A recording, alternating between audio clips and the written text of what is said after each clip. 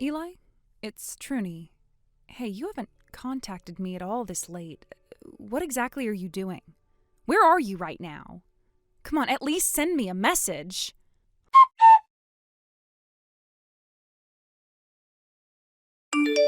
Bailey! Sorry, I know I promised, but I ended up running late.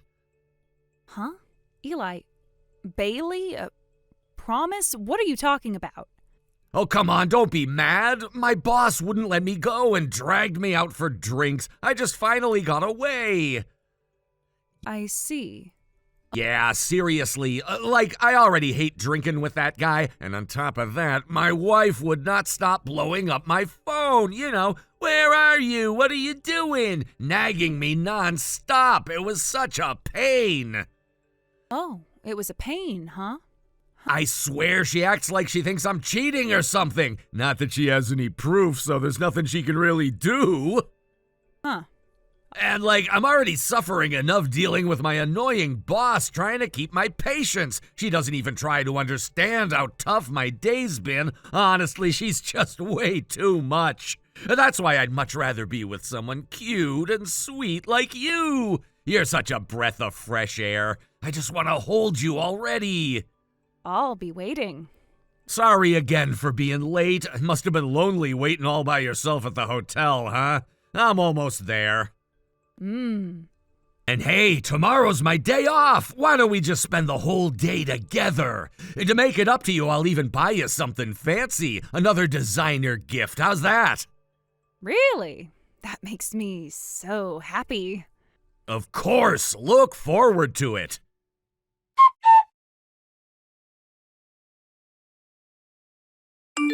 Hey, trunk. What? What? Don't give me that! First you start acting all weird throwing accusations at me, and now you're locking me out of my own house? I get home late because of work obligations, and this is what I come back to. Huh? Why? Why? That's what I should be asking you! Let me guess, you're pissed again because I stayed out? The fact that you're bringing this up now means you didn't come home last night either. Not just a late night, more like disappearing for 2 whole days. And now you want to act like the victim? 2 nights ago, my boss forced me to go out drinking, and I crashed at a coworker's place. Then yesterday was my day off, so I just went out and had some fun with him. What's the big deal? It's my free time. I can do what I want. Oh? And what exactly are you trying to say? What am I trying to say? Are you serious? I'm saying don't lock your own husband out of the house. If you've got the energy to stand around outside complaining, maybe just open the door yourself. Oh, wait, don't tell me. You forgot your key? I left it at home that night, okay? If I had it, I wouldn't be asking you for help, obviously. Oh, I see. So you forgot your key, yet somehow you're the one acting all high and mighty? What? People forget things sometimes. You don't have to be so damn petty about it just because you're in a bad mood. Oh, are you describing yourself right now? Oh, you're so damn annoying. I mean, come on, you're clearly the one who's mad here. Of course I'm mad. I come home, can't even get inside, and instead of just opening the door, you're bombarding me with accusations through text messages. Anyone would be pissed. Now stop wasting time and open the damn door. Oh, so I'm annoying and persistent, huh? Quite the choice of words. Tell me, what exactly about me is so annoying? Are you serious? You never listen. You never trust me. Oh, you mean like how you've been coming home late, staying out overnight, and suddenly taking days off to party? That kind of not trusting you? Yeah! And you seriously thought that would convince me? Because to me, that just sounds like a guy trying way too hard to cover up an affair. That's only because your mind is filthy. I'm out there working my ass off, dealing with people I don't even like, trying to keep things smooth at my job. And what do I get? A wife who treats me like a damn criminal, with no proof, by the way. Oh, proof. Yeah, that's the thing. I haven't said anything yet because I was waiting. I wanted to see just how you'd slip up. You talk like you know I did something. This is borderline defamation, you know. Oh, is that so? Enough! Enough! This is getting us nowhere! Just open the door already! If you've got something to say it to my face! Yeah, about that. That's gonna be a little difficult. What? Quit messing around! What, are you too scared to talk to me directly? Coward! Oh, it's just... I'm not there. What? Wait, you're not home? At this hour? You're never out this early. What the hell are you doing? You might want to check yourself. That's what they call a boomerang, right to the face. And no, it's not funny. Quit screwing around! I'm asking why you, of all people, are out of the house at this time! It's weird! What, you got something to hide now? Oh? Is that what you think? Oh, actually, there was something kind of funny. What? You really have no idea, do you? What the hell are you talking about? You are so clueless, it's almost sad. Here, why don't you take a good look at our chat history? Scroll up. Check out the last messages you sent me before this conversation started. What? What the hell are you getting at? Just read it. Go ahead. Fine. What am I even looking for? Oh, you'll see.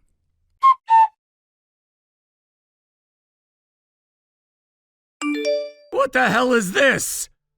Oh, you read it? Well then, let's hear your thoughts. Shut up! I was drunk! I messed up a lot of things, okay? Oh, really? Drunk, huh? I mean, I was honestly shocked, you know. It's not every day I get a message like that in the middle of the night. At first, I wasn't sure how to react. I figured maybe you were just being an idiot. But then I thought, what if he actually screws up and digs his own grave? So I decided to just play along. And wow, you did not disappoint. You kept talking and talking, shoveling deeper and deeper, making it worse with every word. It was almost fascinating to watch. I was even looking forward to what kind of pathetic excuse you'd come up with in the morning. But you didn't even realize, not a single hint of guilt. You just woke up like it was any other day. I told you already, I was drunk! Oh, sure, drunk. Drunk enough to call out some woman's name, to text her saying you wanted to spend some quality time together, to head straight to the hotel where she was waiting alone. And to top it all off, you even bragged about how you'd bought her expensive gifts multiple times. But no, of course, you weren't cheating. Just going there doesn't prove anything. It's not like there's solid evidence. And if I just wandered in drunk, it means even less. Besides, I was joking. Joking? Wow, that's your defense? Okay, let's play along with that logic. Even if it was a joke, it doesn't change the fact that you clearly had somewhere you'd rather be than at home with me. You made your priorities clear, so I made mine. I moved out. What? Which means when you came stumbling back home that night, you were talking to an empty apartment. Muttering, making excuses, maybe even cursing under your breath. All of it to absolutely no one. That image alone is priceless. What the hell are you saying? Oh, and one more thing. I left the divorce papers on the table along with a letter, but plot twist, you forgot your key and couldn't even get inside, could you? What a poetic ending. Are you mocking me? Just hold on. What do you mean you moved out? Well, you see, a friend I used to work with before we got married had been asking me for a while. They're launching a new apparel brand and wanted me to join the team. They even set up a place for me to stay. Pretty generous, don't you think? Generous? But you know, when we got married, you told me to quit my job. So I hesitated, even though I had some side income. I wasn't sure if I should really take that step and go back to work. And just when I was struggling with that decision, your little cheating scandal happened. Then, as if the universe wanted to give me one last push, you sent that absolutely ridiculous, incriminating, misdirected message 2 nights ago. That was the final straw. I made up my mind. I'm divorcing you. I already told you, there's no proof I cheated! That house was yours to begin with, and I didn't have much stuff, so moving out didn't take long. Still, if you had just come home that night, I would have sat down and talked things through. I was willing to have that conversation, but no, you didn't even come home. Not only that, you strolled in the next morning without a care in the world. I was speechless. I already told you why! And I already told you. I can't believe you're still denying it. Because there's no proof! You know, a confession of infidelity counts as evidence in court. Even if that's true, if I was drunk and just joking around, it wouldn't hold up! I've been saying this from the start! Fair point.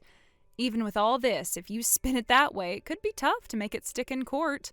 I was hoping to get a proper settlement out of you. There wasn't even an affair to begin with! Get that through your head! Oh, about that.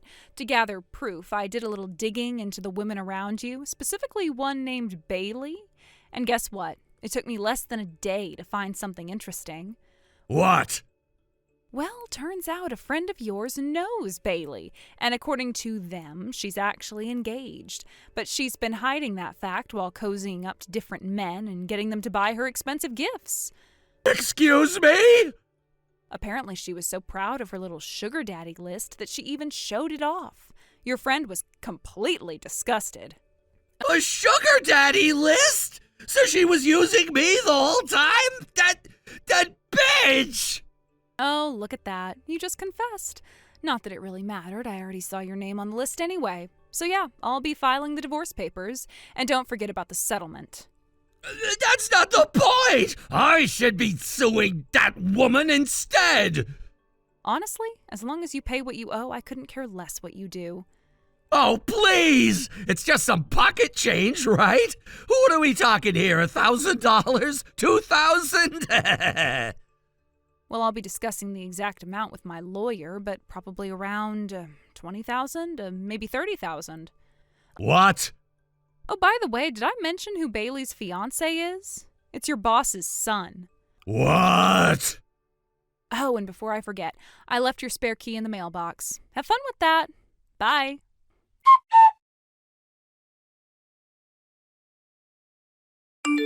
After everything settled down, the divorce was finalized without any major complications. The alimony was arranged, and I received it all in one lump sum, just as I had planned and hoped for.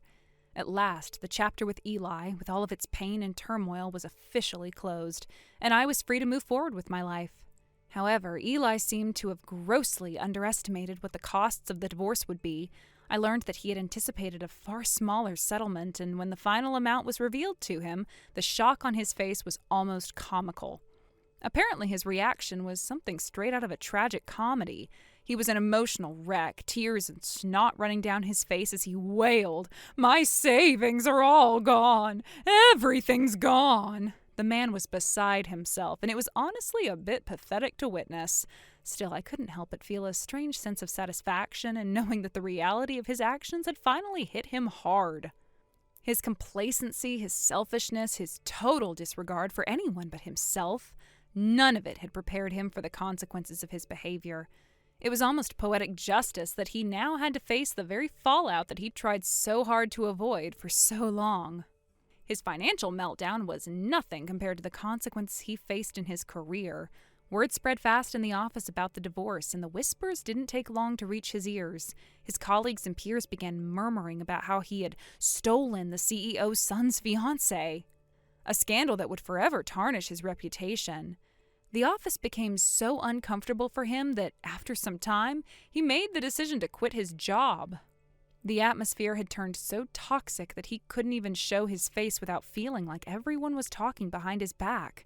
The once proud man who had built his life on manipulating others and maintaining a facade of superiority was now reduced to someone unable to even work in peace. He had failed so spectacularly, and the shame that followed was a bitter pill for him to swallow. Things didn't get better for Bailey either. She had her own set of disastrous consequences to face. The infamous sugar daddy list that she had kept hidden from her fiancé had been uncovered, and needless to say, it didn't end well. When her fiancé found out about her list of men she had been secretly courting for financial support, it was the final straw in their already rocky relationship. Their engagement was abruptly called off, and she was left to pick up the pieces of her broken plans. But that wasn't the end of her downfall. To add to her already mounting issues, Bailey soon faced legal troubles. She was hit with alimony claims from both me and the translator, which were only the tip of the iceberg. She was also being sued by several men who felt they had been deceived by her, claiming that she had been running some kind of marriage scam. To top it all off, Bailey's parents, who had once supported her no matter what, disowned her when they found out the full extent of her actions. They couldn't stand by her when it became clear how far she had gone in manipulating everyone around her. Her once promising future now seemed to be slipping away, and her life was spiraling into a never-ending series of legal disputes and personal failures. In the end, she found herself resorting to the very things she had tried to avoid, working late-night jobs just to make ends meet. It was a far cry from the luxurious lifestyle she had once envisioned, and yet it felt like nothing more than the culmination of all her bad choices. To me, watching Bailey's world crumble was almost satisfying in its own way. I didn't feel any joy from her misery, but I couldn't help but see the karmic retribution unfolding. All of her manipulations, all of her selfish desires had eventually come back to bite her in the most dramatic way.